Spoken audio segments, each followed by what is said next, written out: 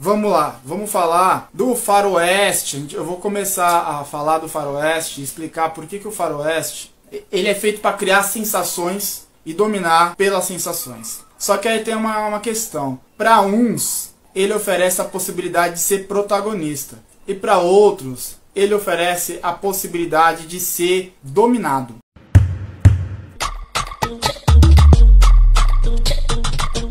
E aí, quem assiste e se identifica com o heroísmo de um outro que cria uma violência em si mesmo. E eu vou explicar isso com mitologias. Vou começar a falar de uma forma mais clara, mais direta, mais objetiva.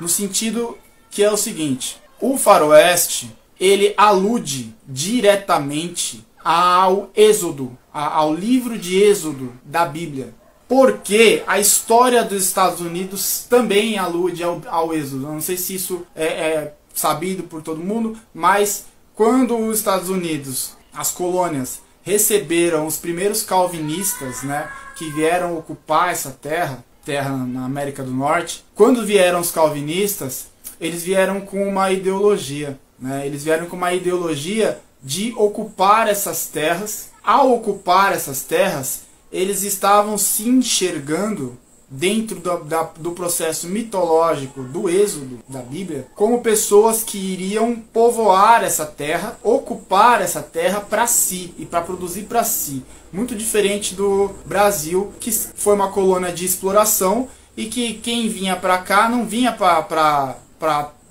dominar nada. Ele vinha para pagar pelos seus pecados, vamos dizer assim. Ele vinha para se né? Então aqui no Brasil, o europeu que vinha para cá era um europeu que vinha para se fuder. O europeu calvinista que foi para os Estados Unidos, e aí tá ligado à fundação dos Estados Unidos, a Ku Klux Klan, ele foi para lá para ocupar. E aí o que acontece? Como que ele pensa em ocupar? Colonizando, né? Então a colonização ela é feita por aqueles próprios calvinistas, ou é idealizada, comandada por esses próprios calvinistas. Eles precisavam ir longe ao oeste, certo? Para poder dominar essas terras. Até agora, eu só estou falando da história dos Estados Unidos, não adentrei de fato ainda o que é a mitologia audiovisual do faroeste. Eu estou fazendo um recorte mais amplo do que é esse contexto de surgimento. E como que o faroeste ele se utiliza desse processo histórico, dessa necessidade, desse anseio calvinista de colonização para fazer uma versão atualizada, moderna, que fosse justificar o que eles já queriam fazer mesmo. Então a questão é, o faroeste significa, não sei se vocês sabem da palavra, né? Far West, o oeste distante. Então é isso, faroeste é o oeste que está distante e que é o oeste que precisa ser controlado, dominado.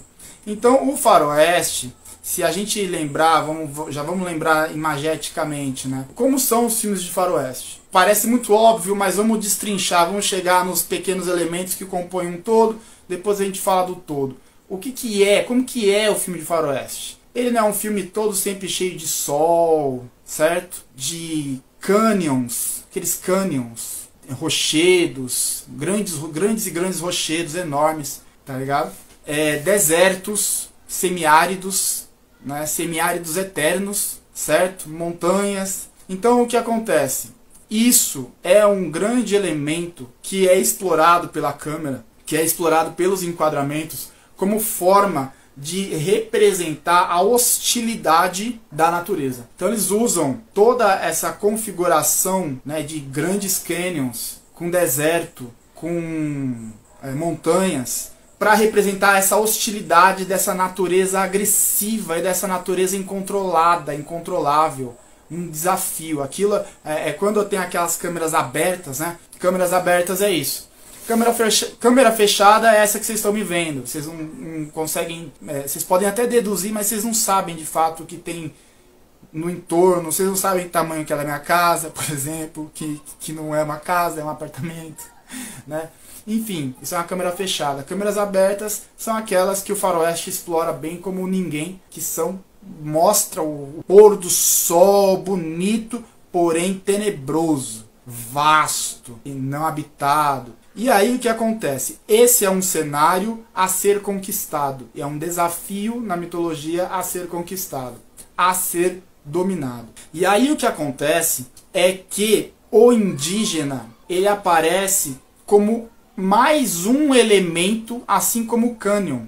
O indígena, ele é tipo um cânion, ou um deserto, ou uma montanha hostil, perigosa e selvagem. Então você tem que pensar que são elementos. O que o branco cristão que tem uma terra prometida está enfrentando nessa travessia pelo seu destino manifesto, pelo seu missão? Está enfrentando cânions gigantes, está enfrentando desertos enormes, está enfrentando indígenas irracionais e que escalpelam e que precisam ser dominados, tal como toda essa outra natureza, certo? Então esse é um discurso que é um discurso de imagem, ele não é um discurso articulado. Discurso articulado, quando a gente traz para a consciência, é esse que eu estou falando para vocês e que alguém já deve ter, muita gente já falou na verdade, mas isso é um discurso articulado, né?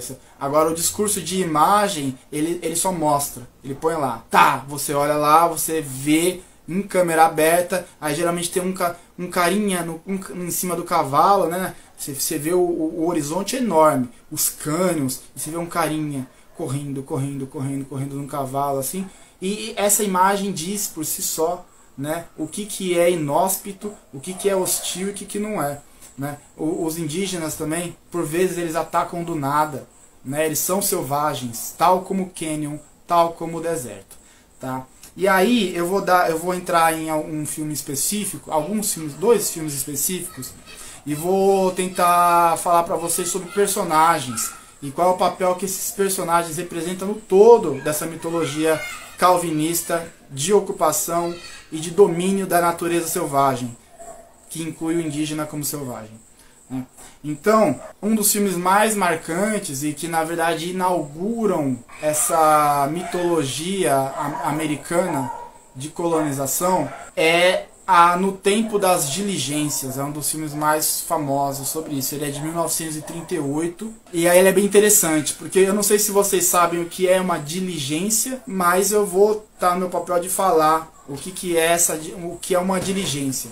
Uma diligência é uma missão oficial e, nesse caso do Faroeste, ela é aquelas carrocinhas, que cabe meia dúzia de gente atrás, coberto, com vários cavalos na frente, né, e um guia, né, metendo fumo nos cavalos lá, e ele atravessa e vai até uma cidade longínqua, até o Faroeste. Isso é uma diligência, certo? Então, sendo uma diligência, existem personagens ali que isso é o que a gente precisa entender.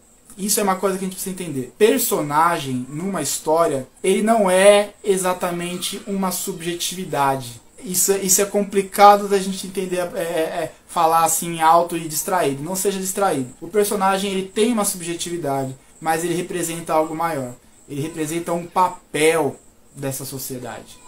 Né? E eu vou explicar 5 papéis de 5 personagens que estão nessa diligência que vai atravessar o oeste, o faroeste. Né? Então nós temos na diligência, não sei quem assistiu, mas eu vou citar aqui. Nós temos na diligência uma prostituta, nós temos na diligência um apostador viciado em jogo, nós temos um médico alcoólatra, nós temos um banqueiro e nós temos um covarde que fugiu de uma guerra americana lá, que foi convocado e fugiu. O que isso nos diz? São pessoas indesejadas na sociedade americana. São pessoas que elas não são o protótipo ou o modelo pronto de American Way of Life ou do herói virtuoso. Elas têm um defeito na visão dessa sociedade calvinista com influência puritana. Cada uma dessas pessoas tem um grande defeito e elas precisam provar que elas podem ser americanas, fornecendo algo para o sistema, o modelo americano colonizatório calvinista, né? Esse que veio se achando merecedor tomar terras prometidas por Deus para eles, certo? Então, olha como que encaminha essa mitologia. Então, nós temos, vou repetir quem são. Nós temos uma prostituta, certo? Nessa moralidade cristã, ela é defeituosa. O apostador é um cara ruim. O médico, o alcoólatra, é um personagem que teve um dom dado por Deus e que ignorou e se perdeu. Essa é uma figura, é uma imagem criada. Um banqueiro, né? Um banqueiro que é uma figura muito ímpar nessa história, porque o calvinismo ele diz que o dinheiro ele é merecido, né? O dinheiro ele é uma evidência do sucesso, é uma evidência de que Deus está com você. O calvinista acredita nisso, né? Que o dinheiro é uma evidência de que Deus está com você, é uma evidência, não é tipo, mas o banqueiro ele faz isso de outra forma, né? E o covarde, que é o que nega a pátria, ou que foge aos princípios da pátria. Então esses 5 personagens é como se eles tivessem, dentro dessa mitologia do faroeste, uma oportunidade de se redimir. Então nós temos aí uma jornada do herói que é pautada pela redenção. É uma jornada de redenção. É uma jornada do herói, uma jornada de redenção. Então eles têm a oportunidade de se provar e de, enfim, purgar.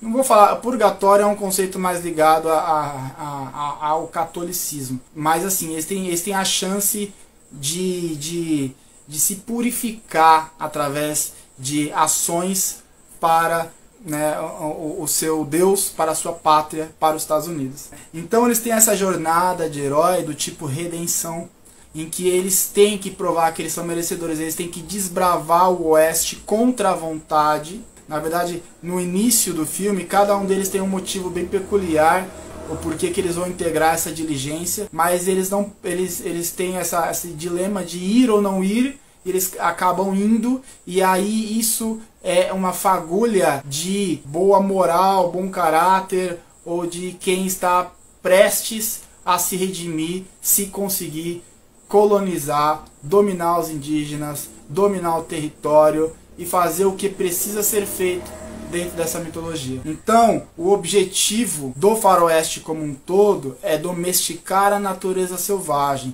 incluindo as populações que ali estão, que são selvagens. Quando você categoriza aquela população como selvagem, como algo ou alguém que precisa ser domesticado, você imediatamente desumaniza essas pessoas, e aí tudo que você pode ou quer fazer com elas está de repente legitimizado.